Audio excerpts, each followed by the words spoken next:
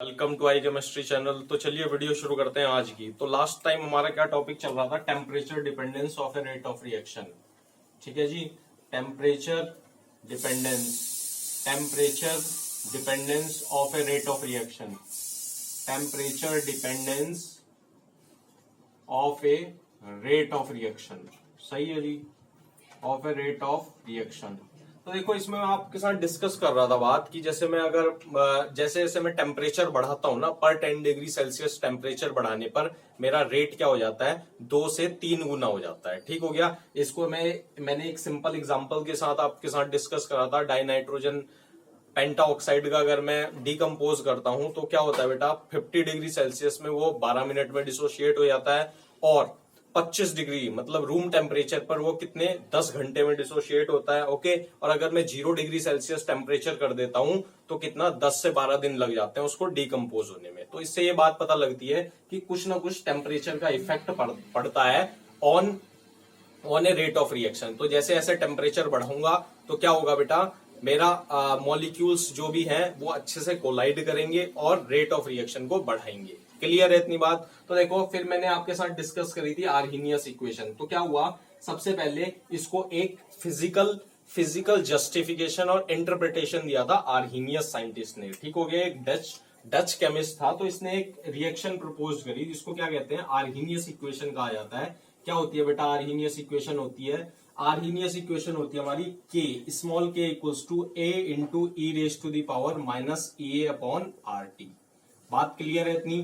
तो देखो, उसने एक रिएक्शन प्रपोज करी जिसको क्या कहा गया, आर्हीनियस इक्वेशन कहा गया। ठीक है बेटा, इसमें हर एक टर्म का अपना एक सिग्निफिकेंस है। ठीक है, वो सिग्निफिकेंस हम डिस्कस करते हैं। सबसे पहले जो इसको मतलब इसका जो जनरेशन किया था वो वॉन्ट ऑफ एक साइंटिस्ट था, उसने दिया था, बट वो उसकी फिजिकल जस्टिफिकेशन को क्लियर नहीं कर पाया था। ओके स्टूडेंट्स, तो इसकी जो फिजिकल जस्टिफिकेशन है, इंटरप्रिटेशन किया था आर्हीनियस साइंटिस्ट ने। ठीक है, तो इसने एक इक्वेशन दी थी k equals to A into e raise to the power minus E upon R T. Okay बेटा, अब इसमें जो वेयर क्या क्या होते हैं, हर एक एलिमेंट का अपना अपना एक फिजिकल जस्टिफिकेशन होता है। अगर मैं बात करता हूँ के क्या होता है बेटा, रेट कांस्टेंट, यानी rate of the reaction rate constant होता है। ओके जी, सही है। अब ए क्या होता है बेटा, ए होता है फ्रीक्वेंसी फैक्टर। क्या होता है बेटा, फ्रीक्वेंसी फैक्टर। क्लियर है बात, फ्रीक्वेंसी फैक्टर होता है। ओके जी, या इसके 3 नाम होते हैं बेटा, या इसको और क्या कहते हैं, फ्रीक्वेंसी फैक्टर, या क्या कहते हैं बेटा, आर्हीनियस पैरामीटर भी कहा जाता है। आर्हीनियस पैरामीटर भी कहते हैं इसको। Okay students, Arrhenius parameter. सही है जी बात। और तीसरा नाम क्या होता है बेटा, इसका नाम होता है प्री एक्सपोनेंशियल फैक्टर। क्या होता है, प्री एक्सपोनेंशियल फैक्टर। ओके जी, प्री एक्सपोनेंशियल फैक्टर भी होता है। ओके, अब ये हर एक रिएक्शन के लिए अलग अलग वैल्यूज होती हैं इसकी, बट होता है कांस्टेंट है ये। ठीक हो गया। ए क्या होता है, कांस्टेंट है, फ्रीक्वेंसी फैक्टर भी बोलते हैं इसका नाम, और दूसरा नाम क्या है, आर्हीनियस पैरामीटर भी बोलते हैं, और तीसरा नाम क्या है, प्री एक्सपोनेंशियल फैक्टर भी इसको बोला जाता है। ओके स्टूडेंट्स, ये क्या है हमारी यहाँ पर एक्टिवेशन एनर्जी है। क्या है बेटा, एक्टिवेशन एनर्जी। ओके जी, ये क्या है, एक्टिवेशन एनर्जी है। सही है जी बात।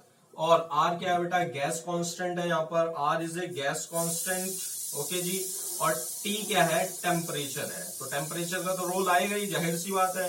ओके स्टूडेंट्स, टेम्परेचर है। अब देखो, समझो आर्हीनियस ने क्या कहा कि जैसे हम 10 डिग्री सेल्सियस टेम्परेचर बढ़ाते हैं तो रेट ऑफ द रिएक्शन मतलब रेट ऑफ द रिएक्शन क्या होता है, नियरली डबल्स हो जाता है, या 3 गुना हो जाता है। ठीक हो गया। अब देखो, इस इक्वेशन को समझने के लिए उसने एक एग्जांपल जस्टिफाई करा। उसने क्या करा, H2 एक एग्जांपल लिया, H2 प्लस I2 क्या देंगे बेटा, 2HI देंगे। ओके स्टूडेंट्स, इस वाली इक्वेशन को उसने जस्टिफाई किया कि जब हाइड्रोजन दो यानी 1 molecule of hydrogen 1 molecule of iodine के साथ रिएक्ट करता है तो क्या बनता है, 2 मोलिक्यूल्स हाइड्रोजन आयोडाइड के बनते हैं। क्लियर है इतनी बात? अब देखो, उसने क्या करा, अब इस इक्वेशन को जस्टिफाई कैसे किया, उसने ये कहा कि भाई हाइड्रोजन ऐसे H और H आपस में कंबाइन हुए होंगे, प्लस आयोडीन और आयोडीन के मॉलिक्यूल ऐसे। तो ठीक है, बीच में क्या बना होगा, एक इंटरमीडिएट बना होगा। ओके स्टूडेंट्स, तो इंटरमीडिएट कैसा हुआ होगा, ये H ये आई, फिर ये, क्लियर है बात, ये तो ये क्या होगा इंटरमीडिएट बना होगा, क्लियर है बात, इंटरमीडिएट, सही है जी, ओके। फिर उसके बाद क्या हो गया होगा भाई ये HI प्लस HI, क्लियर है बात। तो ये ऐसे मॉलिक्यूल का फॉर्मेशन हुआ होगा। तो इसका मतलब क्या है बेटा, हाइड्रोजन H2 और I2 आपस में कोलाइड किया होगा H2 ने, भाई H2 का मॉलिक्यूल मुझे HI बनाना है, तो एक H2 का मॉलिक्यूल ये रहा, एक I2 का मॉलिक्यूल ये रहा, तो दोनों आपस में कोलाइड किए होंगे, ठीक हो गया, according to the Arrhenius equation के अनुसार। तो कोलाइड करके एक अनस्टेबल इंटरमीडिएट बनाते हैं। ये क्या होता है बेटा, अनस्टेबल इंटरमीडिएट होता है, ठीक हो गया। अब इसकी जो लाइफ टाइम होती है बहुत शॉर्ट टाइम के लिए ही एग्जिस्ट करता है, फिर बाद में प्रोडक्ट का फॉर्मेशन हो जाता है। क्लियर है बेटा बात, इज इट क्लियर और नॉट। अब क्वेश्चन ये पुट होता है भाई हाइड्रोजन H2 और I2 आपस में कोलाइड करने के लिए कोई ना कोई तो हमें एनर्जी प्रोवाइड करवानी पड़ेगी, तभी तो आपस में मॉलिक्यूल्स कोलाइड होंगे। तो ये एनर्जी ही क्या कहलाएगी, एक्टिवेशन एनर्जी कहलाएगी। क्या कहलाएगी बेटा, एक्टिवेशन एनर्जी, ठीक हो गया। अब उस एक्टिवेशन एनर्जी प्रोफाइल डायग्राम को पढ़ते हैं फिर स्टडी करते हैं, ठीक हो गया। तो इसको मैं रब करता हूं बेटा पहले, सही है जी। अब देखो मैं एक एक्टिवेशन एनर्जी का प्रोफाइल डायग्राम बना रहा हूं potential energy versus reaction coordinates में, ठीक है बेटा, ध्यान से समझना है। अब देखो ये देखो, ये यहां पर मैंने लिख दिया रिएक्शन कोऑर्डिनेट्स लिखा है, रिएक्शन कोऑर्डिनेट्स लिखे हैं यहां पर मैंने, क्लियर है बात। यहां पर क्या लिखी मैंने, पोटेंशियल एनर्जी, यहां पर पोटेंशियल एनर्जी इंक्रीज कर रही है। तो हुआ क्या होगा बेटा, यहां पर कुछ किसी टाइम पर एक एनर्जी हुई होगी, तो यहां पर ये क्या हुआ होगा, एक्टिवेशन है, ये क्या हुआ होगा, एक्टिवेशन कॉम्प्लेक्स बना होगा। तो देखो यहां पर मैंने लिखा H2 प्लस I2, क्लियर है बात। तो ये यहां पर हो गया, ये A मानना मैंने इसको C मानना, इसको क्या मानना, B मानना, ठीक है बात, क्लियर है इतनी बात। अब देखो यहां पर क्या बन जाएगा, 2HI मेरा प्रोडक्ट बन गया होगा, ओके स्टूडेंट्स। अब ये जो एनर्जी रिक्वायरमेंट है ना, ये वाली एनर्जी, इस एनर्जी को क्या बोलते हैं, एक्टिवेशन एनर्जी बोला जाता है, एक्टिवेशन एनर्जी, क्लियर है बात, एक्टिवेशन एनर्जी, सही है जी बात। अब देखो ये पूरी क्या होती है बेटा, थ्रेशहोल्ड एनर्जी, क्या होती है, थ्रेशहोल्ड एनर्जी, जो आपने थ्रेशहोल्ड फ्रीक्वेंसी पढ़ी थी ना 11th क्लास में, थ्रेशहोल्ड एनर्जी, ठीक हो गया बात। अब देखो यहां पर एक्टिवेटेड कॉम्प्लेक्स, ये C क्या है बेटा, एक्टिवेटेड कॉम्प्लेक्स है जी, सही है जी। अब देखो इसके बाद, अब देखो अगर मैं इस पूरी वाली एनर्जी में से, ये E थ्रेशोल्ड है यानी ET है, इस वाली एनर्जी में से अगर मैं इस वाली एनर्जी को घटा देता हूं तो मेरी क्या आ जाएगी बेटा, डेल्टा H आ जाएगा। क्या आ जाएगा, इसका मतलब इतने अमाउंट ऑफ एनर्जी रिलीज हुई होगी, इतनी अमाउंट ऑफ एनर्जी मेरी रिलीज हुई होगी, क्लियर है बेटा बात। अब देखो ध्यान से देखना बेटा, दो चीज होती है, दो टर्म होते हैं, एक होता है स्टेबिलिटी, एक होता है एनर्जी और स्टेबिलिटी दोनों आपस में इनवर्स होते हैं। इसका मतलब अगर किसी मॉलिक्यूल्स की एनर्जी ज्यादा है तो उसकी जो स्टेबिलिटी होगी वो कम होगी, अगर किसी की एनर्जी कम है तो उसकी स्टेबिलिटी ज्यादा होगी। अब क्वेश्चन ये पुट होता है कि भाई ये दोनों आपस में कंबाइन क्यों करा, क्योंकि अब देखो ये पोटेंशियल एनर्जी का कर्व है, यहाँ पर H2 और I2 की पोटेंशियल एनर्जी ज्यादा है, तो इसने एक्टिवेटेड कॉम्प्लेक्स बनाया, ये अनस्टेबल हुआ, फिर अनस्टेबल आपस में प्रोडक्ट फॉर्मेशन करा। अब ये जो HI है इसकी एनर्जी कम है, मतलब पोटेंशियल एनर्जी कम हो गई, इसका मतलब स्टेबिलिटी इसलिए ज्यादा हो गई, that's why this reaction proceeds, okay, इस वजह से ये रिएक्शन प्रोसीड हो पाई, ठीक है। अब देखो, अब अगर आपने ध्यान से देखा होगा, ये एक्टिवेशन यानी इस एक्टिवेशन एनर्जी की डेफिनेशन अगर मैं बात करता हूं तो क्या होगी, the energy required to form activated complex, activated complex बना मतलब intermediate, the energy required to form the activated complex is known as activation energy, is it clear or not। इतनी बात क्लियर है बेटा, ठीक है। तो देखो अब इसका मतलब इतने अमाउंट ऑफ एनर्जी रिलीज हो गई, अब ये जो अमाउंट ऑफ एनर्जी रिलीज हुई है ना, तो यही प्रोडक्ट डिसाइड करेगी कि अगर ये एनर्जी रिलीज हुई है तो इसका मतलब क्या होगा बेटा, इसका मतलब नेगेटिव साइन आएगा ये डेल्टा H का, और अगर ये एनर्जी पॉजिटिव होती तो अगर ये एनर्जी रिलीज ना होके हमें प्रोवाइड करानी पड़ती तो क्या होता, पॉजिटिव साइन आता, ठीक हो गया। अब देखो इतनी बात क्लियर है। तो ये एक्टिवेटेड कॉम्प्लेक्स बना, एक्टिवेटेड कॉम्प्लेक्स बना। एक्टिवेशन एनर्जी की मैंने आपको डेफिनेशन बताई कि एनर्जी रिक्वायर्ड होगी for the formation of activated complex, okay, is called activation energy. Okay बेटा, अब देखो, अब फिर दोबारा उसी वाली इक्वेशन पे आते हैं, आर्हीनियस इक्वेशन पे। तो आर्हीनियस इक्वेशन क्या होती है, k equals to a into e raise to the power minus E A upon R T.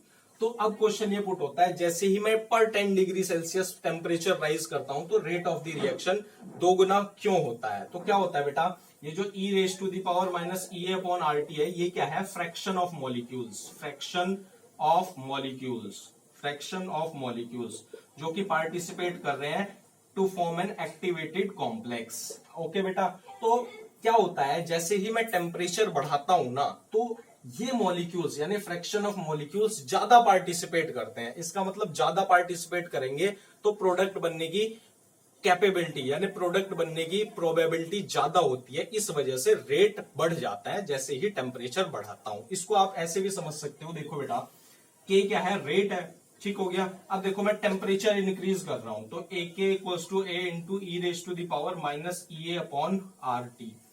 तो टेम्परेचर इंक्रीज करूंगा तो 1 अपॉन टी, तो ये पूरा का पूरा फैक्टर क्या हो जाएगा भाई, ये बढ़ेगा। अगर नीचे वाली चीज बढ़ती है तो ऊपर वाली पूरा क्या हो जाता है भाई, कम हो जाएगा। इसका मतलब नेगेटिव हो जाएगा। बात क्लियर है या नहीं। देखो टेम्परेचर बढ़ा रहा हूं तो ये पूरा का पूरा फैक्टर क्या हो जाएगा, कम हो जाएगा। इसका मतलब नेगेटिव हो जाएगा। तो नेगेटिव नेगेटिव क्या हो जाएगा, पॉजिटिव होगा। इसका मतलब on increasing temperature, temperature increase करेंगे तो के is also increases. Is it clear और नॉट। इतनी बात क्लियर है बेटा, ठीक हो गया। और मैं एक बार चेक कर लेता हूं वेदर इट्स फिल्मिंग और नॉट, ठीक है।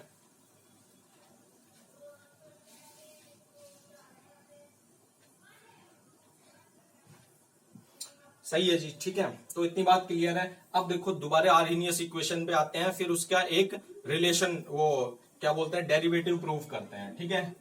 इतनी बात क्लियर है। ये बात समझ में आई सभी को, सभी कमेंट करके बताएंगे कि वीडियो आपको समझ में आई या नहीं। ओके बेटा, अब देखो, देखो जी क्या होता है, मैं ये आर्हीनियस इक्वेशन दोबारा लेता हूं। तो क्या था हमारे मेरे पास, k equals to A into e raise to the power minus E A upon R T. तो मैं क्या करता हूं, टीएलबीएस कर रहा हूं। मैं क्या कर रहा हूं, मैं taking natural log on both sides, दोनों साइड नेचुरल लॉग मतलब लॉन ले रहा हूं, ठीक है, दोनों साइड्स। तो क्या हो जाएगा, ln k equals to ln A minus E A upon R T. इतनी बात क्लियर है बेटा। देखो लॉन ई, एक बात ध्यान रखना, लॉन ई इक्वल्स टू 1 हो जाता है। लॉन और ई एक दूसरे के इनवर्स होते हैं, तो दोनों कट के 1 वैल्यू आती है। इतनी बात क्लियर है बेटा। तो अब देखो क्या होता है, taking natural log on both sides, ln k equals to ln A minus E A upon R T हो गया। ओके बेटा, अब देखो ये मुझे किसकी तरह, दिस इक्वेशन, ये क्या है बेटा, दिस इक्वेशन इज सिमिलर दिखाई दे रही है मुझे स्ट्रेट लाइन की तरह, is similar as straight line equation, straight line. Okay बेटा, तो क्या होगा, देखो अगर इसको मैं देखू, y इक्वल्स टू क्या हो जाएगा बेटा, एम एक्स माइनस का प्लस सी हो गया, ठीक हो गया। तो अब देखो अगर मैं ग्राफ प्लॉट करता हूं बेटा, किस किस के वर्सेस मैं ग्राफ प्लॉट करने जा रहा हूं, लॉन के वर्सेस 1 अपॉन टी के वर्सेस अगर मैं ग्राफ प्लॉट करता हूं तो मेरा क्या आता है, स्ट्रेट लाइन आता है विद नेगेटिव स्लोप, ठीक हो गया बेटा। तो देखो इसमें स्लोप क्या है, माइनस ई ए अपॉन आर हो गया, ये तो जानते हो। स्लोप क्या हो गया, एम इक्वल्स टू, ये क्या हो गया बेटा, स्लोप क्या आ गया मेरा, m equals to minus E A upon R T, R हो गया, ठीक हो गया, क्योंकि 1 अपॉन टी के वर्सेस ग्राफ प्लॉट हुआ है, ठीक हो गया, बात क्लियर है। और जो इंटरसेप्ट आएगा मेरा, इंटरसेप्ट क्या हो गया, लॉन ए हो गया जी। इज इट क्लियर और नॉट। इतनी बात क्लियर है बेटा। देखो ध्यान से समझो भाई, लॉन के वर्सेस 1 अपॉन टी में ग्राफ खींचा है मैंने, तो देखो 1 अपॉन टी, देखो 1 अपॉन टी जैसे जैसे बढ़ रहा है तो लॉन के की वैल्यू घटेगी नहीं घटेगी, क्योंकि 1 अपॉन टी बढ़ेगा तो ये बढ़ेगा, ध्यान से समझो, ये बढ़ेगा तो पूरी वैल्यू क्या आएगी भाई, ये चीज बढ़ रहा है, 1 अपॉन टी बढ़ रहा है तो पूरे इसकी वैल्यू क्या आएगी भाई, कम हो जाएगी, समझ रहे हो बात। तो कम का मतलब क्या हो जाएगा, नेगेटिव साइन है तो डिक्रीमेंट ही आएगा, straight line with negative slope आएगा, क्योंकि स्लोप की वैल्यू क्या होगी, माइनस ई अपॉन आर हो गया। क्लियर है बात। अब देखो मैंने इक्वेशन ड्रॉ करी, अब मैं क्या करता हूं, मैं एट टेम्परेचर T1 पर क्या मेरी एक्टिवेशन है, मतलब रेट कांस्टेंट आएगा, T2 टेम्परेचर पर क्या आएगा, फिर दोनों इक्वेशन को मैं रिलेट कर दूंगा। देखो ध्यान से समझो, देखो जी अब क्या किया मैंने क्या किया, एट टेम्परेचर T1 पर, एट टेम्परेचर T1 पर मैंने क्या किया बेटा, तो क्या होगा, रेट कांस्टेंट मेरा क्या हो जाएगा K1, तो क्या फॉर्मूला आएगा बेटा, लॉन K1 इक्वल्स टू क्या हो जाएगा, लॉन ए, मैंने आपको बताया था ये कांस्टेंट है, क्लियर है बेटा, क्योंकि प्री एक्सपोनेंशियल फैक्टर या क्या कहते हैं इसको, आर्हीनियस पैरामीटर भी कहते हैं, तो माइनस ई एक्टिवेशन एनर्जी भी कांस्टेंट होगी भाई एक टेम्परेचर पर, आर गैस कांस्टेंट है, अपॉन T1। फर्स्ट इक्वेशन हो गई, बात क्लियर है। अब टेम्परेचर T2 पर, एट टेम्परेचर T2 पर, सही है बात, एट टेम्परेचर T2 पर क्या हो जाएगा, लॉन K2 इक्वल्स टू क्या हो जाएगा, ln A minus E upon R T2, clear है। सेकंड इक्वेशन, तो अब क्या करते हैं, सेकंड को फर्स्ट में से घटा देते हैं, सेकंड माइनस फर्स्ट, ओके जी, तो क्या हो जाएगा, lawn K2 minus lawn K1, सही है, लॉन ए से लॉन ए घट जाएगा। अब इसमें से इसको घटा रहा हूं, तो ई ए अपॉन आर T1 माइनस, सही है जी, इसमें से इसको घटाया है ना मैंने, तो E a minus E A upon R T1 T2, clear है या नहीं, क्योंकि ये प्लस हो जाएगा भाई, इसमें से इसको घटेंगे, ठीक हो गया। तो lawn m minus lawn n क्या होता है, लॉन m बाई n होता है, तो K2 अपॉन K1 हो जाएगा जी, बात क्लियर है। E अपॉन आर कॉन्स्टेंट ले लेता हूं, क्लियर है बेटा बात, तो 1 upon T1 minus 1 upon T2, सही है जी इतनी बात। अब देखो लॉन को लॉग में चेंज कर दो, तो कैसे चेंज करोगे, 2.303 से मल्टीप्लाई करोगे तो क्या होगा, 2 पर यह, तो एक इक्वेशन ये आ गई भाई, एक रिलेशन ये ड्रॉ हुआ, ये इंपॉर्टेंट रिलेशन है। और दूसरा क्या होगा, इसको लॉग में चेंज करोगे, 2.303 log of K2 upon K1 equals to E A upon R. अगर इसको ज्यादा सिंप्लीफाई करना चाहते हो तो T1 T2 एलसीएम ले लो, ठीक हो गया, तो क्या हो जाएगा, T2 माइनस T1 हो जाएगा जी, क्लियर है बात। अब इस 2.303 को इसके डिवाइड में भेज दो, तो लॉग क्या हो जाएगा, K2 upon K1 equals to E A upon 2.303 R, ये क्या हो जाएगा, T2 minus T1 upon delta T1 T2, clear है। एक रिलेशन ये ड्रॉ हुआ, तो ये दोनों इंपॉर्टेंट रिलेशन है, ठीक है बेटा, ओके जी। तो ये एक्टिवेशन एनर्जी के लिए दो इंपॉर्टेंट रिलेशन है, इसके बेस पर न्यूमेरिकल आता है।